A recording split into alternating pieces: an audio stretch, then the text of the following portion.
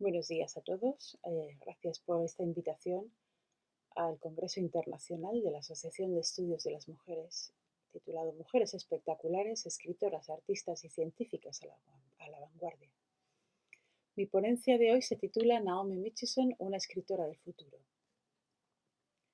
Naomi Mitchison, con nombre de soltera Naomi Haldane, nacida en Edimburgo en 1897 y criada en Oxford en el seno de una privilegiada familia de científicos, siendo hija del fisiólogo británico J. S. Haldane y hermana de uno de los arquitectos de la síntesis evolutiva moderna, J. B. S. Haldane, es autora de más de 80 libros, que incluyen ficción histórica, ciencia ficción, folclore, poesía, cuentos, memorias, libros de viajes, etc.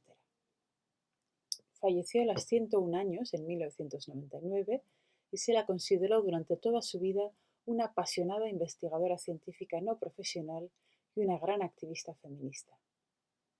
Ursula K. Le Guin la definió, y cito, como una de las grandes pensadoras subversivas y transgresoras pacíficas del siglo XX. Su vida personal llama tanto la atención como su trabajo, y estuvo profundamente involucrada en los problemas sociales de su tiempo, siendo una revolucionaria feminista en la década de 1920.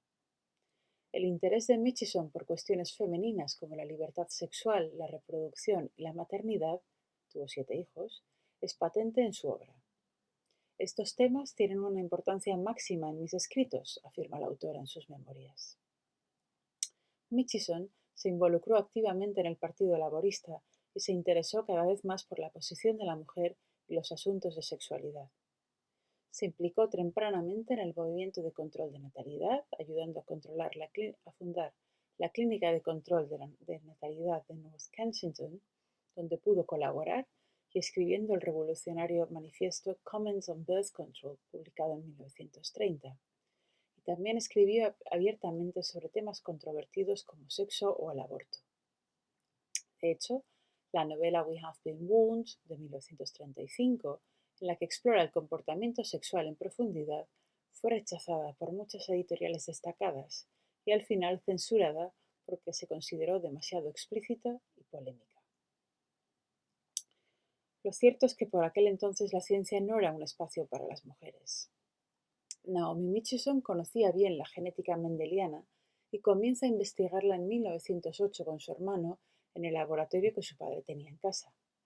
Su hermano y ella hacen sus primeros experimentos con conejillos de Indias, hacia quienes Naomi sentía un profundo afecto, siendo consciente de las profundas implicaciones éticas de la experimentación con animales. Su investigación, que fue de hecho la primera demostración de ligamento genético en mamíferos, se publica en 1915 en el Journal of Genetics.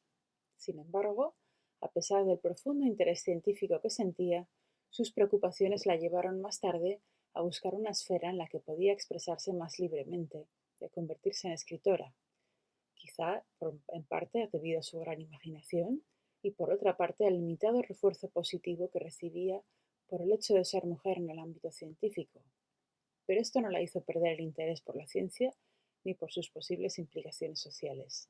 La temprana conciencia de Mitchison sobre las repercusiones éticas de la experimentación con organismos vivos se tradujo más tarde en sus novelas, en las que la práctica científica va de la mano con el desarrollo moral, la empatía y el respeto por los demás. Respecto a su obra literaria, a menudo en la obra de Mitchison la frustración sexual femenina y el conflicto entre individuos se asocia con el patriarcado y el capitalismo despiadado, al conectar el antagonismo patriarcal entre hombres y mujeres con el miedo y la ira de la desposesión social y económica de las mujeres. Esta aprehensión de posesión no solo de las mujeres, sino de la naturaleza en general por parte de los hombres, así como de los peligros que pueden entrañar tales conceptualizaciones e intereses dominantes, está muy presente en los escritos de la ciencia ficción de Mitchison. Como se puede inferir de sus novelas, la tecnología y la bioética no deben separarse si se desea el mejor y más igualitario desarrollo de las sociedades. En este sentido, Mitchison fue pionera de las críticas feministas y ecológicas sobre la tecnociencia contemporánea.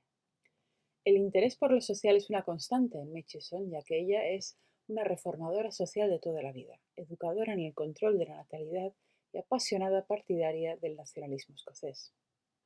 Murchison combinó el activismo político con la libertad sexual y creía que las emociones, así como los cuerpos sexuales y la relación entre hombres y mujeres, debían reconfigurarse para el establecimiento exitoso de una nueva sociedad. En las décadas de 1920 y 30, algunas feministas modernas como Murchison o Dora Russell creían que el utopismo socialista y la reforma sexual iban de la mano. Para ellas, lo privado podía moldear lo público y el sexo ofrecía una experiencia de trascendencia personal que podía impregnar a la sociedad.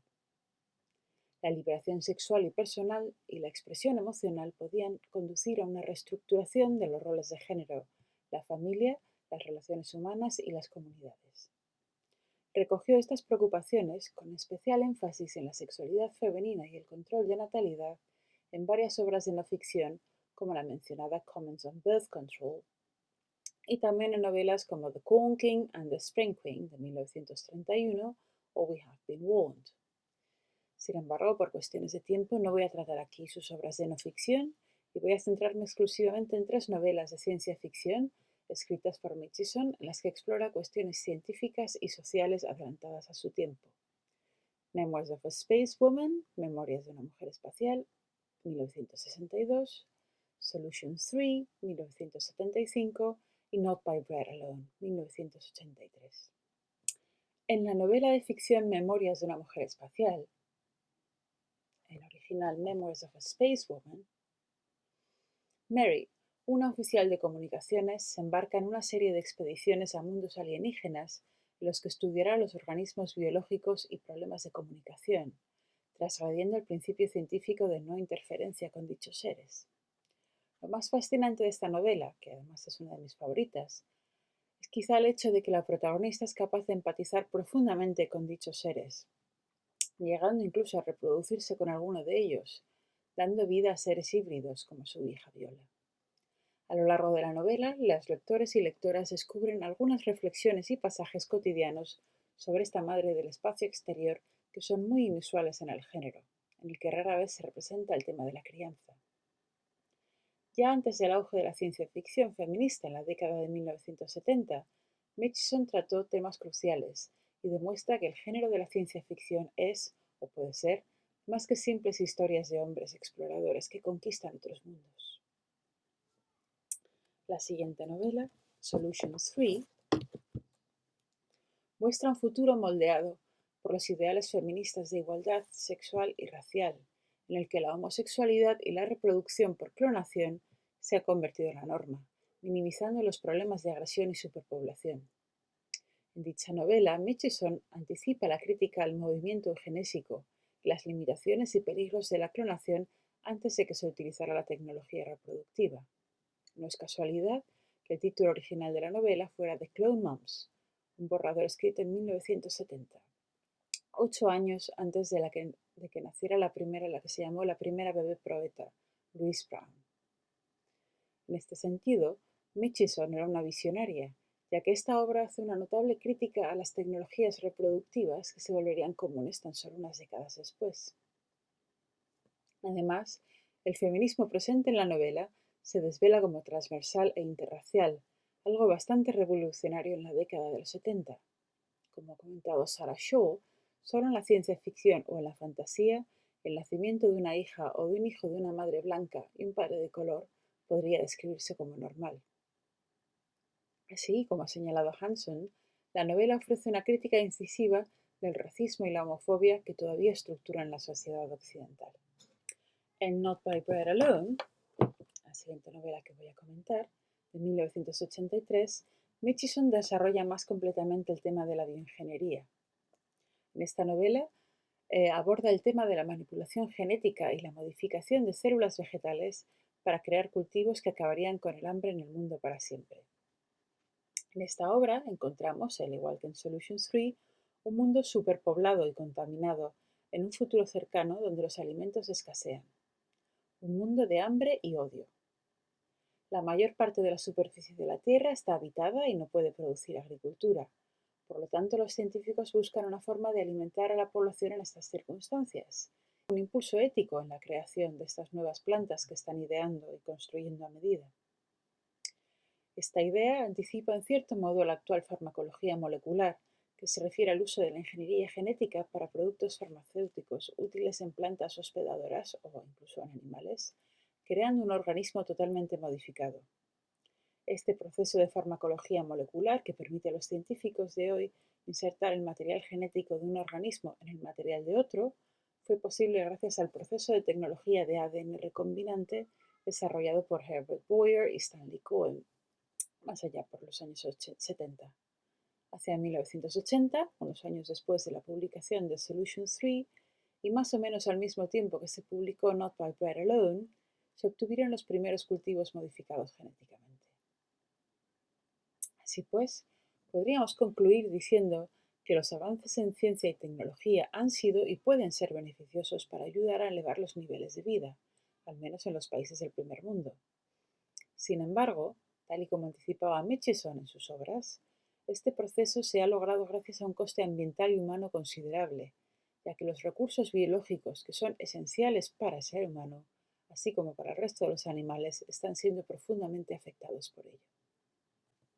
Además, en términos de género, Murchison recalca en su obra que para las mujeres es muy difícil compaginar familia y carrera, ya que ninguna mujer, y cito, aunque trabaje el doble de duro que un hombre, es capaz de convertir una hora en dos. Murchison se pregunta cómo, y cito, las mujeres inteligentes y verdaderamente feministas podrían vivir como mujeres con tiempo para ser tiernas y conscientes, tanto con los amantes como con los hijos, y aún tener la libertad de hacer su propio trabajo. Cierro la cita. Por desgracia, esta misma pregunta todavía nos la estamos haciendo hoy en día. De ahí la importancia, desde mi punto de vista, de encuentros como este, en los que las mujeres feministas puedan seguir compartiendo sus inquietudes y anhelos e imaginando un mundo mejor para el futuro. Muchas gracias por